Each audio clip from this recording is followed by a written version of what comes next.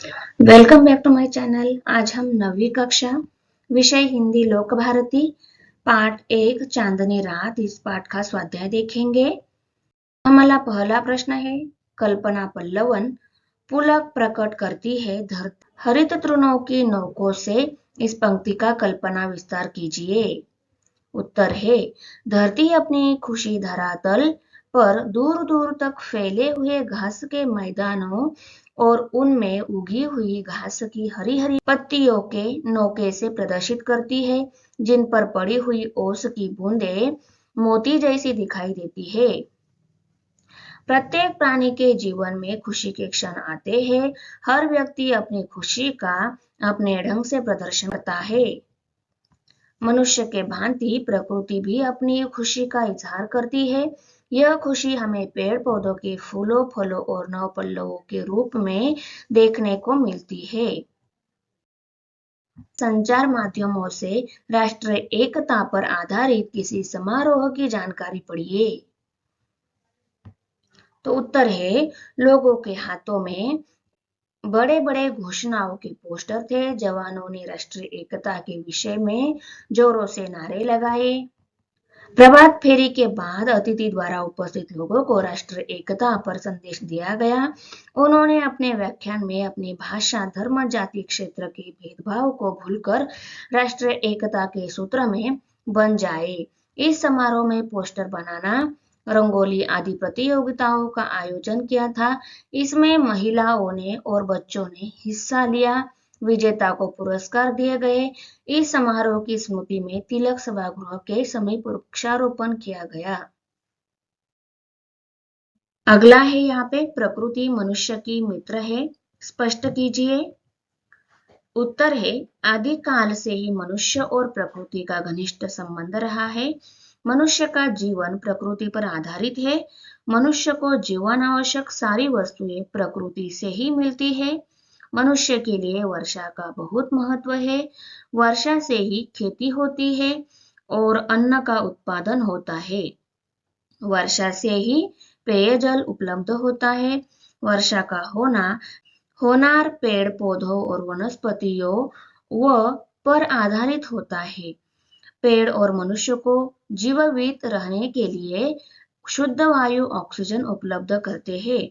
इस तरह प्रकृति मनुष्य की सदा मित्र रही है। मनुष्य भी प्रकृति को अपना मित्र मानकर पेड़ पौधों, पर्वतों, नदियों तथा सागर की सदा से पूजा करता आ रहा है। एक है, सूचनानुसार कृतियां कीजिए। उसमें क है संजाल। ये संजाल हमें पूर्ण करना है। तारों के उदित और अस्त होने के बारे में कल्पना। तो इसमें पहला आएगा पृथ्वी द्वारा माता चित्राया जाना। उसके बाद मोतियों से संध्या का रूप झलकना। सूर्य का संध्या को मोतियां देना। सूर्य द्वारा मोतियों का बटोर लिया जाना। ख है, चांदनी रात की विशेषताएं। पहली विशेषताएं है किरणों का खिलना, स्वच्छंद सुमंद गंध, स्वच्छ चांदनी, हर्षित दिशाएं, हरी घास का लहराना, मोती बिखराना, मंद पवन चलना, पेड़ पौधों का घूमना। दूसरा सवाल है यहाँ पे, निम्नलिखित पंक्तियों का सरल अर्थ लिखिए। चारु चंद्र ... झोंकों से। चांदनी रात में आकाश में सुंदर चंद्रमा शोभायमान है। उसकी चंचल किरणें झिलमिल झिलमिल करती हुई आठखेलियों कर रही है। ऐसा लगता है जैसे वे जल और जमीन के साथ खेल रही हो।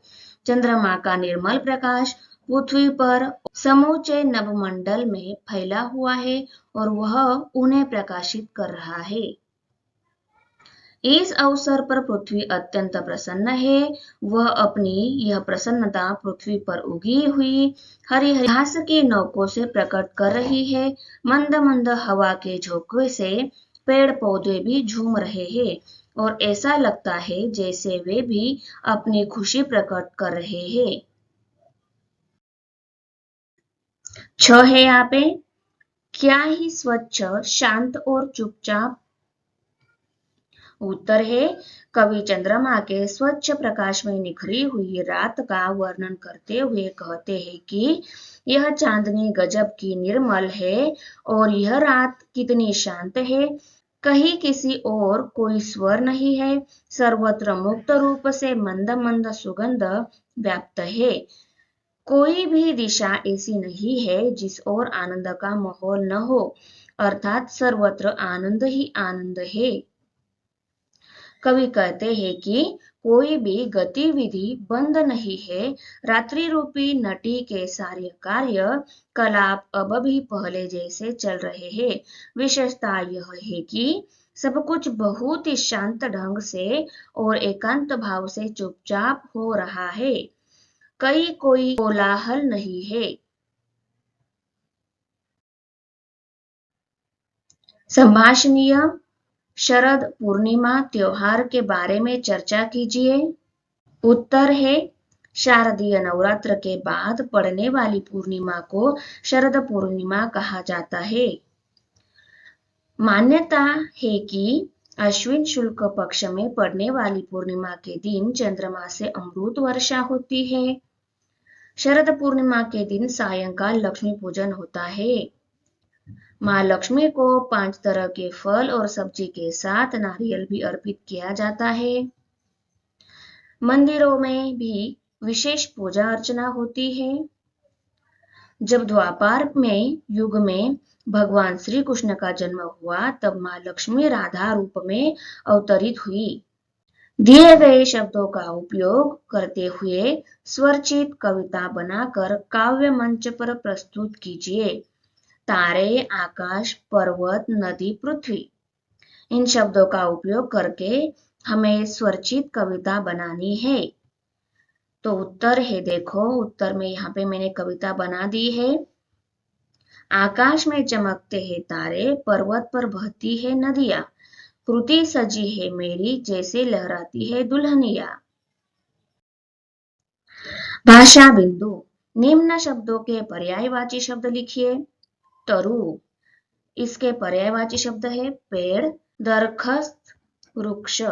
वसुंधरा के पर्यायवाची शब्द है पृथ्वी, धरती, मही।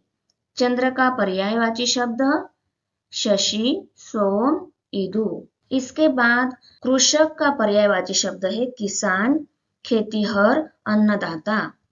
उसके बाद उद्यान, बगीचा, वाटिका, चमन।